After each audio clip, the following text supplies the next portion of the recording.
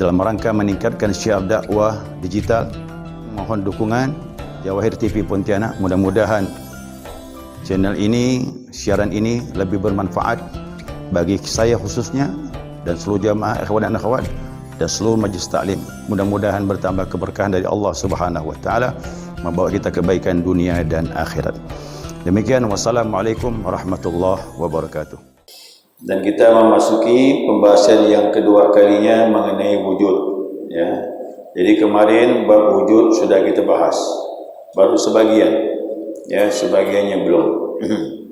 Yang lalu sudah dibahas bahwa ada Allah Subhanahu wa taala. Ada di sini maksudnya ada zat Allah Subhanahu wa taala, ya. Nah, kemudian apakah Allah bisa dilihat? Di dunia tidak, kecuali dilihat dengan mata hati atau basirah.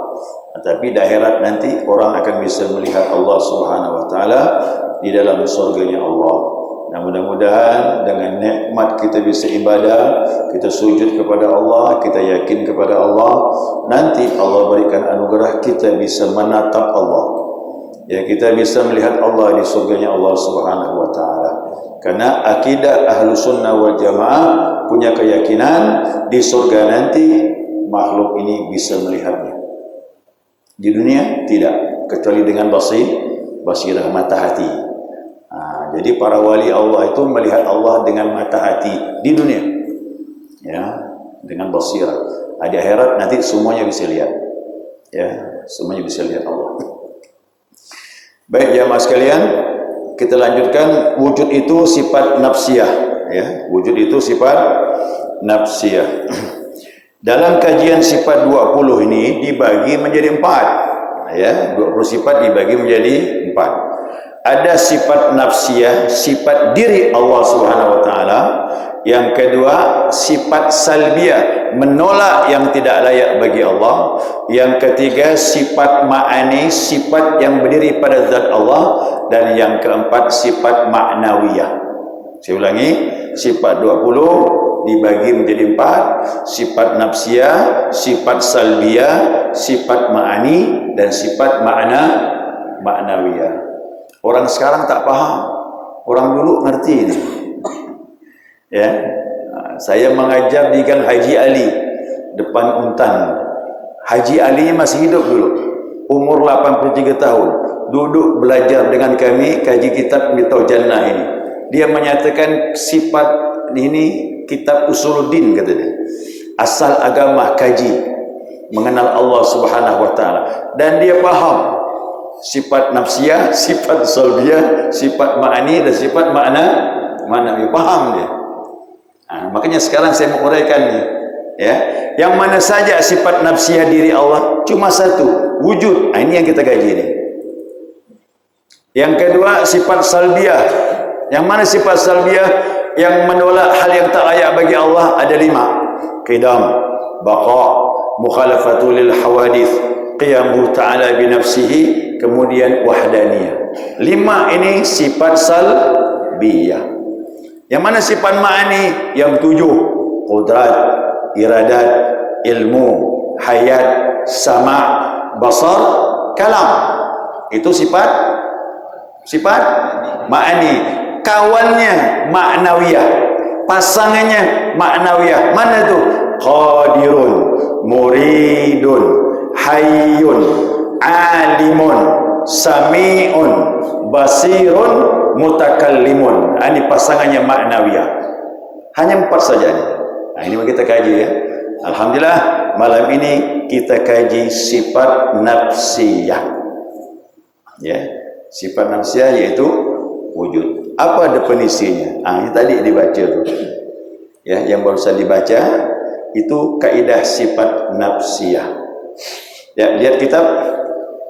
Sifat nafsiyah definisinya, wahiyal halul wajibatu lidzat, keadaan yang wajib bagi zat, maksudnya zat Allah. Madamati zat, selama zat Allah ghaira mu'allalatin bi'illah, tidak dikarenakan oleh suatu sebab.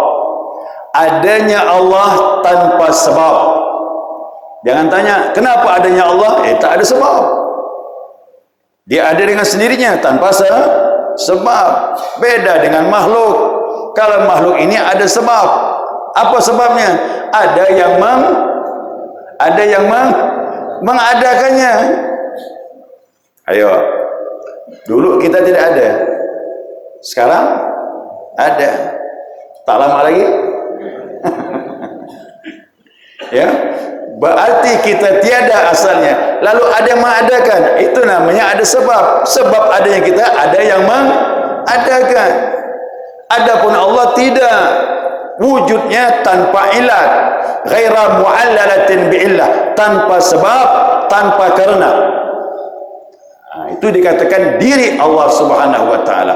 Keadaan yang wajib bagi zat Allah, selamat zat Allah, tidak dikarenakan oleh suatu sebab. Beda dengan kita ini. Kita ada sebab karena ada yang mengadakan. Lalu orang bertanya, lalu adanya Allah itu apa buktinya? Kita bahas di bawahnya itu. Ya. Amma burhanu wujudihi ta'ala. Adapun bukti adanya Allah Subhanahu wa taala, fahudusul alam, baharunya alam. Baharu bahasa Melayu, bahasa sekarang baru. Berarti alam ini baharu. Apa itu makna baharu? Wujudu ba'da adam, yang wujudnya setelah tiada, yang wujudnya diawali oleh tiada lalu menjadi ada, itulah hudus. Maka lawannya qadim. Kalau Allah qadim, nanti dibahas setelah wujud qidam, atau ada pasangannya. Apa itu qidam? Dia tidak ada awal. Sedangkan kita ini hadis, hudus, ada awal, yang wujudnya diawali oleh tiada. Dulu kita tiada, lalu ada. Ini namanya hudus. Yang mana alam? Alam itu selain Allah. Asalnya tidak ada. Manusia, binatang, tumbuh-tumbuhan, langit, bumi, maaf yang tak nampak, aras, kursi, surga, neraka, itu semuanya hudus. Alam selain Allah. Yang sebenarnya dulu tidak ada. Lalu diadakan. Ayo. Kalau kita menyadari dulu kita tidak ada, sekarang kita ada. Berarti adanya kita ini menunjukkan adanya Allah. Jangan bilang kita ada dengan sendirinya. Salah besar kita itu. Ya, salah besar.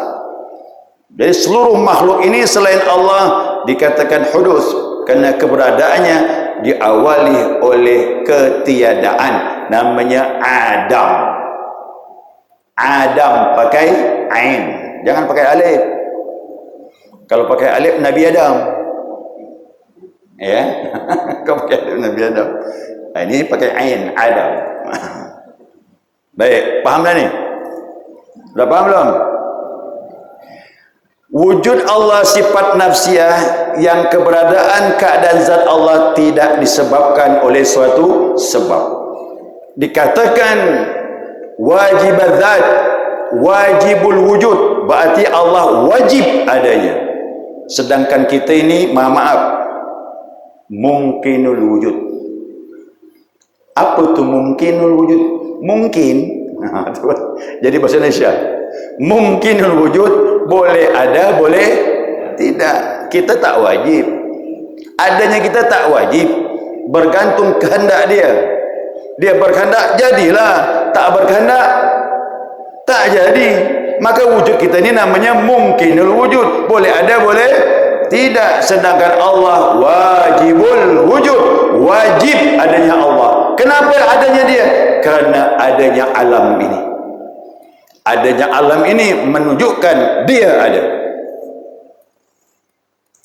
Faham? Macam masjid ni lah. Adanya masjid berarti ada tukang. Alam lebih dahsyat lagi ni. Ya. Lanjut. Ya, kita lanjutkan lagi. Karena ya, jika alam ini tidak ada yang membaharukannya, tidak ada yang mengadakannya, tetapi ada dengan sendirinya, tentu ada dua pekerjaan yang bersamaan, menyamai bagi sekutunya, melebihi satu dengan yang lain, dan ini tanpa sebab mustahil. Ya. Oh, ini masjid ni ada ni Pak Ustaz. Ada betul. Bagaimana dia ada? Nah, dia ada dengan sendirinya, plot jadi masjid. Percaya tak Pak? Masuk akal tak? Yang bilang masjid ni ada dengan sendirinya tidak ada akal. Wajib bagi akal menetapkan adanya masjid, pasti ada yang mengadakan. Dan wajib bagi akal, ini alam bukan kebetulan, pasti ada yang mengadakannya. Kerana alam lebih dahsyat, lebih sulit, lebih besar daripada masjid. Kalau bilang kebetulan, tak ada akal itu. Ya, tak ada akal. Sampai orang ateis, dah saya singgung kemarin, Tuhan tidak ada, ya Imam Hanafi kata dia. Imam Hanafi ditantangi, Tuhan tak ada. Baik. Tadi kau jalan, kau ketemu kotoran unta? Ketemu. Untanya? Tak ketemu, kata dia. Kotorannya? Ketemu. Mungkinkah kotoran ada tanpa unta? Tak mungkin, kata dia. Mustahil lah. Nah, ini alam ni lebih dahsyat dari kotoran unta, kata dia. Takkan mungkin alam ni ada dengan sendirinya. Dapat hidayah langsung masuk Islam.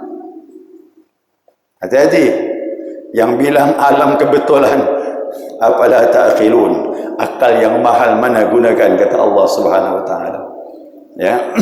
Ya. Dalil baharunya sekalian alam ini melazimkan segala arab daripada gerak serta diam dan lain keduanya. Nah, manusia ni baharu. Dulu tidak ada. Siapa yang paling tua di sini? Ada 80. Yang 80 tunjuk tangan. Belum ada. 70? Ada. Baik. Beliau Pak Ikram 70 dah. Saya ambil kesimpulan, 80 tahun yang lalu kita ada atau tidak? Hah? Ada atau tidak? Tak ada. Nah, sekarang kita ada. Berarti wujud kita namanya baharu hudus. Ada yang mengadakan sehingga kita muncul. Nah, tatkala kita ada sifatnya lagi namanya arab. Ada gerak, ada diam. Bisa melihat, bisa mendengar, bisa memegang, bisa berjalan. Berarti kalau diri kita ni baharu, pun juga sifat-sifat pun baharu. Ada yang mengadakannya. Kalau diri kita ada yang mengadakannya, berarti sifat kita pun diadakan oleh yang mengadakan. Ingat ya, berarti sifat kita ini pun diciptakan juga. Jangan bilang sifat kita sifat Allah, tak boleh. Kita syirik kepada Allah Subhanahu wa taala. Kalau diri kita baharu diadakan, maka sifat-sifat yang ada pada diri kita ini, potensi ada pada diri kita pun juga baharu diadakan oleh Allah Subhanahu wa taala. Dalilnya macam mana? Asalnya tidak ada, diri kita dan sifat kita ini asalnya tidak ada, lalu menjadi ada, tak lama lagi menjadi tiada. Pertanyaannya, kita ini ada atau tidak? Tak wani jawab kamu saya? Tak apa, saya tanya. Asal kita ni Adam tidak ada, lalu diadakan Allah. Setelah diadakan Allah kembali menjadi tiada. Saya tanya nih, hakikatnya kita ini ada atau tidak? Tidak ada, jangan aku ada. Makanya orang mati itu bukan musnah, Pak. Orang mati itu kembali. Inna lillahi wa inna ilaihi. Kita milik Allah dan kembali. Kita tak punya apa-apa, kita tak ada hakikatnya. Jasad kembali ke tanah, roh kembali kepada pemiliknya, selesai, balik nol lagi. Ya, Dari sekarang belajar, jangan merasa memiliki. Siapa belajar tidak merasa memiliki, nanti kembalinya mudah. Ya, nanti kembalinya mudah. Tapi kalau kita merasa memiliki, sulit Bapak Ibu. Berat kita kembali. Mau mati husnul khatimah sulit. Dari sekarang belajar bahwa diri kita pun bukan punya kita. Apalagi istri, anak, rumah, mobil, kendaraan, usaha. Kok gitu Pak Ustaz, kasihkan orangnya? Jangan pula. Bukan begitu maksudnya. Dia barang titipan. Paham tuh, barang titipan. Dia barang titipan. Seperti tukang parkir. Tukang parkir kan enak, ada beban dia. Pak, ini motor. Dia ambilnya tuh. Tak lama lagi ditarik lagi, diserahkannya, ikhlas dia. Tanya tukang parkir itu ikhlas dia menyerahkan motor. Begitu ada dia. Tatkala Allah beri, berarti titipan. Nanti Allah ambil, ikhlaskanlah. Ikhlaskan, tak apa-apa Pak. Lebih tenang hidup. Makanya ilmu ini belajar ilmu ikhlas nanti. Akhirnya dapat ikhlas kita. Ya pelan-pelan, tak bisa langsung. Kok langsung terkejut. Tapi pelan-pelan kita menerapkan ilmu ini, insya Allah hati kita jadi kuat nanti kepada Allah Subhanahu Wa Taala. Ya. Nah, jika ia mempengaruhi atau menentukan dirinya sendiri, yang alam ini seandainya bisa menentukan dirinya sendiri, tidak ada kekuatan yang mengadakannya, maka ini namanya mustahil. Pasti ada yang menguasai zat makhluk ini, yaitu zat yang maha ada. Siapa namanya? Orang Inggris nyebutnya God, orang Portugis nyebutnya Deus, orang Spanyol nyebutnya Dios, orang Prancis nyebutnya Dieu. Ya, dia menyebutkan masing-masing agama dia lah, keyakinan dia itu. Orang Yunani yang menyebutnya Theo. Orang Afrika Selatan nyebutnya apa? Modimo. Modimo kata dia. Tuhan dia namanya Modimo. Kemudian orang Israel nyebutnya apa? Elah. Ya. Indonesia nyebutnya apa? Tuhan. Kan Tuhan. Orang Indonesia yang bilang Tuhan kan? Nah, orang Jawa nyebutnya Gusti. Orang Arab nyebutnya Rab atau Ilah. Sebenarnya itulah dia. Cuma orang Perancis, orang Inggris, orang semuanya yang bukan agama Islam, dia tahu ada kekuatan yang menguasai alam, cuma tauhidnya keliru. Tak dituntun oleh utusan Allah Subhanahu Wa Taala. Itu salahnya mereka. Tapi kalau kita, alhamdulillah, Tuhan orang Arab bilang apa? Rab, yang mengatur, atau ilah yang disembah. Ilah dimakrifatkan tambah alif lam, jadi alif lam lam ha, namanya Allah. Nabi bilang kepada sahabat Nabi, inna rabbakumullah, sesungguhnya Tuhan engkau adalah Allah. Selesai. Oh, ternyata yang mengadakan makhluk dari tidak ada menjadi ada, dialah Allah Jalla Jalaluhu. Kita tahu itu karena utusan Allah yang beritahu, dari mulai Nabi Adam sampai terakhir Nabi kita Muhammad sallallahu alaihi wasallam. Ya, paham tadi ya? Baik. Nah, kalau begitu Pak, Bu, kita ini hakikatnya tidak ada. Yang wajib ada hanya Allah. Maka disebut dengan wajibal wujud. Wajib adanya hanya Allah. Adapun kita ini ada, mungkin wujud, boleh ada, boleh tidak. Asal tidak ada, lalu menjadi ada, kembali menjadi tiada. Hakikatnya kita tidak ada. Waktu mengucapkan kalimat la ilaha illallah, maknanya la wajibal wujud illallah.